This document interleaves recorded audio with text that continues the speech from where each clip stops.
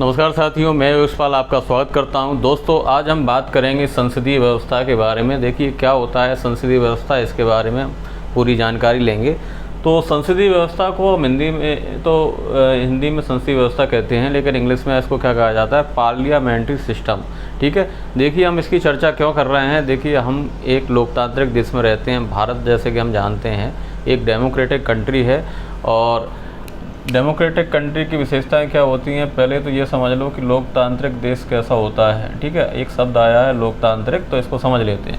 देखिए लोकतांत्रिक का मतलब क्या है, लोक यानी जनता, और तंत्र मतलब क्या है कि जनता के द्वारा बनाया गया सिस्टम, जनता के विकास के लिए, जनता के भलाई के लिए जो कार्य करता है तंत्र, उसको क्या कहते हैं, उस देश को लोकतांत्रिक देश कहते हैं। देखिए इससे पहले जो है भारत और लोकतांत्रिक देश से पहले हमारे यहाँ पर क्या था, ब्रिटिश शासन था। ब्रिटिश शासन से पहले मुग़लों का शासन था। ठीक है, यानी कि राजतंत्र था, यानी कि जो मुग़ल थे उस समय, जो राजतंत्र यानी राजा का तंत्र, यानी कि जो राजा है, राजा जो आदेश देगा, जो निर्णय करेगा, वही क्या होगा, सर्वोपरि होगा। कोई उसके निर्णयों को कोई भी विरोध नहीं कर सकता। ठीक है, राजतंत्र में। ठीक है, ऑटोक्रेसी जिसे कहते हैं। लेकिन आज हम बात करें, आज हमारे पास क्या है, लोकतांत्रिक सरकार है, लोकतांत्रिक देश है, यानी कि जनता को पास पूरा अधिकार होता है कि वो अपना नेता किसे चुन रही है और किस राजनीतिक दल को वो सरकार बनाने का मौका देती है। तो भारत की बात करें तो भारत में तो अभी क्या है, बीजेपी सरकार है, और हमने बीजेपी को क्या बनाया, बहुमत से क्या सरकार बनाने का मौका दिया है। ठीक है, और अगर ये हमारे विकास के अनुरूप कार्य करती है, जो उसने वादे किए हैं उसको पूरा करती है, तो हम उसको अगले टर्म में भी क्या देते हैं, मौका देते हैं। अगर नहीं करती है तो हम किसी दूसरी पार्टी को क्या करते हैं, मौका देते हैं। तो ये जो पूरा क्या कहते हैं डिसीजन होता है, निर्णय होता है, वो किसके पास होता है, जनता के पास होता है। जनता को सार्वभौमिक वयस्क मताधिकार यानी कि डायरेक्ट इलेक्शन यानी प्रत्यक्ष चुनाव के माध्यम से वो अपना नेता चुनती है, और उसके पास पूरी शक्तियाँ होती हैं। ठीक है, तो हम संसदीय व्यवस्था के बारे में बात कर रहे हैं। तो जो लोकतांत्रिक जो देश होता है, यानी कि जैसे कि हम भारत की बात करें तो भारत क्या एक लोकतांत्रिक देश है, और लोकतांत्रिक देश में दो तरह की शासन पद्धतियां देखने को मिलती हैं। एक तो ये संसदीय व्यवस्था, जिसके बारे में हम डिटेल में बात करेंगे। दूसरी होती है राष्ट्रपति शासन व्यवस्था। ठीक है, राष्ट्रपति शासन व्यवस्था, जो कि आपको कहाँ देखने को मिलेगी, ये आपको अमेरिका में क्या है, अमेरिकी संसद जो अमेरिका में है, वो क्या है, राष्ट्रपति शासन व्यवस्था है। वहाँ पर राष्ट्रपति ही क्या होता है, प्रमुख होता है। उसको क्या करते हैं, डायरेक्ट चुनाव के माध्यम से चुनाया जाता है। ठीक है, तो हम बात कर लेते हैं किसकी, संसदीय व्यवस्था के बारे में। तो हमारा जो संविधान है, हमारा जो कॉन्स्टिट्यूशन है इंडिया का, वो अनुच्छेद 74 और 75 क्या करता है, केंद्र में द्विसदनीय व्यवस्था करता है, यानी संसदीय व्यवस्था की व्यवस्था करता है केंद्र में। और राज्यों में बात करें तो अनुच्छेद 163 और 164 राज्यों में संसद के संसदीय स्वरूप की व्यवस्था करता है। ठीक है, तो ये जो दो प्रावधान है, दो क्या कहते हैं, ये केंद्र में करता है और ये राज्यों में। अब संसदीय व्यवस्था और राष्ट्रपति शासन व्यवस्था में अंतर कैसे करें। देखिए अमेरिका भी क्या है, एक लोकतांत्रिक देश है, डेमोक्रेटिक कंट्री है, और भारत की बात करें तो भारत भी क्या है, एक लोकतांत्रिक देश है। तो अंतर कैसे डिफाइन करेंगे कि कैसे हम मानें कि किस देश में संसदीय व्यवस्था है और कहाँ पर है राष्ट्रपति शासन व्यवस्था। तो ये जो डिसाइड होता है, डिपेंड करता है किसके बीच में, कि कार्यपालिका और विधायिका के बीच में किस प्रकार के संबंध हैं। इससे डिसाइड होता है कि संसदीय व्यवस्था है या राष्ट्रपति शासन व्यवस्था। ठीक है, तो देखिए, तो हम ये पहले समझ लेते हैं। अब ये शब्द आ गए दो नए, ये क्या है, कार्यपालिका, विधायिका। एक और समझ लेते हैं इसी के तहत, न्यायपालिका। देखिए एक सिद्धांत चलता है जिसे कहते हैं शक्ति का पृथक्करण का सिद्धांत। शक्ति का पृथक्करण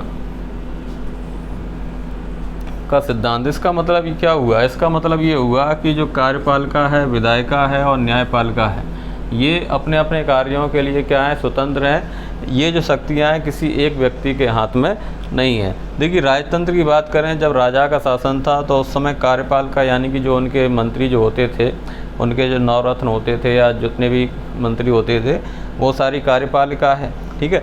विधायिका यानी कि उन्होंने जो सलाह दी और जो राजा को अच्छा लगा तो उसने मान लिया और वो विधि बन गई, कानून बन गई। न्यायपालिका कि अगर कोई अपराध करता है तो उसके लिए क्या डिसीजन देना है, उसको सज़ा जो राजा को मंत्रियों की अगर पसंद आती है तो वो करेगा, नहीं तो अपनी पसंद से उसको क्या दे देगा, सज़ा दे देगा, ठीक है। तो राजतंत्र में क्या होता है, सभी जो कार्यपालिका है, विधायिका, न्यायपालिका, इनका शक्ति का एकीकरण होता था, एक जगह एक व्यक्ति के हाथ में होता था। लेकिन आज हम बात करें लोकतांत्रिक देश में क्या है, शक्ति का पृथक्करण का सिद्धांत चलता है कि कार्यपालिका अलग है, विधायिका अलग है और न्यायपालिका अलग है, ठीक है। तो मैंने कहा कि कार्यपालिका और विधायिका के बीच में किस प्रकार के संबंध हैं, इससे डिपेंड होता है, इससे निर्भर पता चलता है कि किसी देश में क्या है, राष्ट्रपति शासन व्यवस्था है या संसदीय व्यवस्था है, ठीक है। अगर जो कार्यपालिका है, अगर विधायिका के प्रति उत्तरदायी है, क्या है, देखिए एक शब्द है उत्तरदायी, इससे डिसाइड हो रहा है, ठीक है। अगर कार्यपालिका विधायिका के प्रति उत्तरदायी है तो उस देश में संसदीय व्यवस्था होगी, और कार्यपालिका विधायिका के प्रति अपने कार्यों, नीतियों और निर्णयों के प्रति उत्तरदायी नहीं है तो वो क्या होगी, संसदीय राष्ट्रपति शासन व्यवस्था होगी, ठीक है। तो देखिए जैसे कि आप जानते हैं भारत में तो संसदीय व्यवस्था है और जो संसद सत्र चलते हैं उसमें जो सरकार के जो कैबिनेट मंत्री हैं, जो मंत्रिपरिषद होती है, उसको जो सत्र चलते हैं संसद के, उसमें प्रश्नकाल में और चर्चा के दौरान उनको जवाब देना पड़ता है, ठीक है। तो कार्यपालिका जो है भारत में विधायिका के प्रति क्या है, उत्तरदायी है। उत्तरदायी का मतलब है कि उसको उत्तर देना पड़ता है। अगर संसद में, लोकसभा, राज्यसभा में अगर कोई विपक्ष पार्टी का नेता या अन्य पार्टी का सांसद संसद में सरकार से यानी कार्यपालिका के मंत्रियों से प्रश्न करती है तो उन मंत्रियों को क्या करना पड़ता है, जवाब देना पड़ता है, उत्तर देना पड़ता है। इसी वजह से इसको क्या कहते हैं, उत्तरदायी सरकार भी कहते हैं, ठीक है। और राष्ट्रपति शासन व्यवस्था में क्या होता है कि जो राष्ट्रपति है वो अपने कार्यकाल के दौरान अपने कार्यों, निर्णयों और नीतियों के लिए विधायिका से क्या होता है, उत्तरदायी नहीं होता है, वो मुक्त होता है, ठीक है, स्वतंत्र होता है अपने कार्यों के लिए, ठीक है। तो संसदीय शासन व्यवस्था देखिए, कार्यपालिका, विधायिका और न्यायपालिका, जैसे कि हम बात करें, भारत की बात करें तो भारत में देखिए अभी जो बीजेपी है, जो राजनीतिक दल है, पॉलिटिकल पार्टी है, इसको बहुमत से क्या बनाया, हमने सरकार इसको बनवाई है, और इस दल का जो प्रमुख नेता है उसको हमने क्या बनाया है, प्रधानमंत्री यानी पीएम। तो अभी प्रेजेंट की बात करें तो माननीय प्रधानमंत्री नरेंद्र मोदी जी जो हैं वो क्या है, भारत के प्रधानमंत्री हैं, ठीक है। तो कार्यपालिका किसे कहेंगे, कार्यपालिका देखिए जैसे पीएम बन गए मोदी जी, तो उन्होंने क्या किया, अपनी पसंद का मतलब ये है कि जो बीजेपी के सांसद जो जीते हैं लोकसभा चुनाव, उनमें से ही, किसमें से, जो जीते हैं सांसद लोकसभा चुनाव में, उनमें से ही वो क्या करेंगे, कार्यपालिका के लिए मंत्रिपरिषद का एक लिस्ट देंगे राष्ट्रपति को, और राष्ट्रपति क्या करेंगे, उन मंत्रियों को शपथ दिलाएंगे, ठीक है। तो किसी को मोदी ने क्या किया, रक्षा मंत्रालय दे दिया, किसी को वित्त मंत्रालय दे दिया, है ना, किसी को विदेश मंत्रालय दे दिया, इस तरह से किसी को रेल मंत्रालय। तो ये एक मंत्रिपरिषद होती है, कैबिनेट होती है। तो वो सारी मंत्री जो मिलके क्या बनाते हैं, कार्यपालिका बनाते हैं, ठीक है। विधायिका क्या होती है, विधायिका में जैसे बीजेपी तो बहुमत प्राप्त कर ली, लेकिन बाकी के जो अन्य पार्टी के सदस्य हैं, विपक्ष के नेता हैं, कांग्रेस है, आम आदमी पार्टी है, बसपा है, सपा है, ठीक है। तो वो सारे लोग कहाँ होते हैं, विधायिका में होते हैं। ये सारे लोग जैसे कांग्रेस वाले, बसपा वाले, आम आदमी पार्टी वाले जो जीते हैं सांसद, लेकिन वो पार्टी बहुमत से नहीं आई, इसलिए वो कार्यपालिका नहीं बनी है। तो जो सत्र चलते हैं संसद के, तो वो क्या करते हैं, प्रश्न करते हैं कि आपने जो निर्णय किया है या नीति बनाई है ना, तो उसका क्या प्रभाव हुआ, कितना विकास हुआ, क्या बाकी रह गया है ना। तो ये सारी चीज़ें जो पूछने का जो अधिकार होता है वो विधायिका के पास होता है, क्योंकि संसदीय व्यवस्था कैसी होती है, उत्तरदायी सरकार होती है संसदीय व्यवस्था में, ठीक है। न्यायपालिका में यानी कि जो सर्वोच्च न्यायालय होता है, उच्च न्यायालय होता है और जिला एवं सत्र न्यायालय, वो एकात्मक होता है, यूनिटरी होता है, और वो इन सब से क्या होता है, भिन्न होता है। इसके पास पूरी शक्ति होती है अपने क्षेत्र की, ठीक है। तो हमने ये समझ लिया कि कार्यपालिका, विधायिका और न्यायपालिका शक्ति के पृथक्करण के सिद्धांत ये सब अलग अलग हैं, लेकिन देखा जाए तो कार्यपालिका जो है विधायिका का ही एक अंग है, क्योंकि जैसे कि मान लो लोकसभा के चुनाव हुए और उसमें से जितने भी 550 जो सदस्य होते हैं वो सभी के विधायिका के सदस्य होते हैं, ठीक है, लोकसभा के। और इसी लोकसभा में से क्या होते हैं, कुछ जो बहुमत वाली पार्टी होती है वो क्या बन जाती है, वो सरकार बना लेती है और वो वही क्या कहलाती है, कार्यपालिका कहलाती है, ठीक है। तो यानी कि देखा जाए तो जो मंत्री जो बनते हैं वो कार्यपालिका के भी सदस्य होते हैं और किसके, विधायिका के भी होते हैं, ठीक है। तो संसदीय व्यवस्था को हम अब उनकी विशेषताओं के आधार पर समझ लेते हैं कि क्या होती है।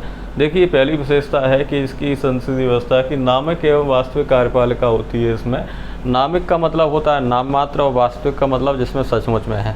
तो संसदीय व्यवस्था में जो नामिक यानी नाम मात्र का जो राष्ट्रपति होता है वो राज्य का मुखिया होता है, उसके पास नाम मात्र की शक्तियाँ होती हैं। क्यों? क्योंकि वो प्रधानमंत्री और मंत्रिपरिषद की परामर्श के आधार पर ही कार्य करने को वो बाध्य होता है, ठीक है। तो वो क्या है कि नाम मात्र का प्रमुख होता है, राज्य का मुखिया होता है कौन, राष्ट्रपति। और वास्तविक कार्यपालिका को समझें तो जो प्रधानमंत्री है उसको हमने क्या किया है, प्रत्यक्ष चुनाव के माध्यम से जनता ने डायरेक्ट चुना है, तो उसके पास पावर होती है और वो क्या होता है, वास्तविक शक्तियाँ उसके पास होती हैं। तो अनुच्छेद जो 74 होता है उसके अनुच्छेद 74 कहता है कि जो प्रधानमंत्री है वो क्या करेगा, वो राष्ट्रपति को एक लिस्ट देगा और मंत्रिपरिषद को चुनने के लिए कि, और राष्ट्रपति क्या करेगा, उन सभी मंत्रियों को क्या करेगा, शपथ दिलाएगा और उसी मंत्रिपरिषद के परामर्श के आधार पर ही राष्ट्रपति कार्य करने को बाध्य होगा, ठीक है। तो यह अनुच्छेद 74 कहता है। अब दूसरा विशेषता क्या है कि बहुमत प्राप्त दल का शासन, यानी कि जो संसदीय व्यवस्था है इसमें कई सारी पार्टियां जो हैं चुनाव लड़ती हैं और जिस पार्टी को सबसे ज़्यादा वोट मिलते हैं यानी कि बहुमत मिल गया है तो वो अपनी सरकार बनाती है। तो एक बहुमत प्राप्त दल का, जैसे कि अब प्रेजेंट में बात करें तो भारतीय जनता पार्टी जो है वो क्या है, सरकार बनाए हुए है और उसी दल के बीजेपी के लोग ही क्या हैं, कार्यपालिका के मंत्री हैं, यानी कैबिनेट मंत्री हैं, मंत्रिपरिषद में वही लोग शामिल हैं। तो एक ही दल के क्या हैं, लोग हैं, ठीक है। तीसरी विशेषता क्या है, सामूहिक उत्तरदायित्व। ये संसदीय व्यवस्था की एक विशिष्ट सिद्धांत है, यानी कि विशिष्ट क्वालिटी है कि इसमें सामूहिक उत्तरदायित्व होता है। इसी के आधार पर डिसाइड किया जाता है कि राष्ट्रपति शासन व्यवस्था है क्या संसदीय व्यवस्था है, ठीक है। तो सामूहिक उत्तरदायित्व में क्या होता है कि जो कार्यपालिका है यानी कि जो मंत्रिपरिषद है वो सामूहिक रूप से वो क्या होती है, लोकसभा यानी कि विधायिका के प्रति क्या होती है, उत्तरदायी होती है। और सभी जो मंत्रिपरिषद के जो मंत्री हैं वो सभी एक लोग साथ में रहते हैं, साथ में एक टीम के साथ वो काम करते हैं, ठीक है। और ठीक है, तो ये सामूहिक उत्तरदायित्व है। अगर मान लो लोकसभा के पास ये शक्ति रहती है कि अगर मान लो वो अविश्वास प्रस्ताव के माध्यम से क्या कर सकती है, इस सरकार का विघटन कर सकती है, ठीक है। अगर उसके पास मान लो बीजेपी के पास विश्वास प्रस्ताव पारित नहीं कर पाई, बहुमत पारित नहीं कर पाई, तो उसकी सरकार गिर जाएगी, ठीक है। तीसरा अगली जो विशेषता है वो क्या है, राजनीतिक एकरूपता। राजनीतिक एकरूपता का मतलब क्या है कि जैसे जिस पार्टी को अगर बहुमत मिल गया, जैसे मान लो बीजेपी को बहुमत मिला हुआ है, तो सभी जो कार्यपालिका के जो लोग होंगे वो सभी किसके होंगे, बीजेपी के होंगे। और सभी बीजेपी की हैं तो सभी की विचारधारा क्या होगी, एक पार्टी में एक तरह की विचारधारा होती है, तो एक समान एक क्या रहेगी, एक रूपता रहेगी, राजनीतिक रूपता रहेगी। और मान लो गठबंधन वाली सरकार है तो उनमें राजनीतिक एक रूपता नहीं देखने को मिलेगी और जो निर्णय होंगे, जो डिसीजन होंगे वो किससे होंगे, सर्वसम्मति के आधार पर होंगे, ठीक है।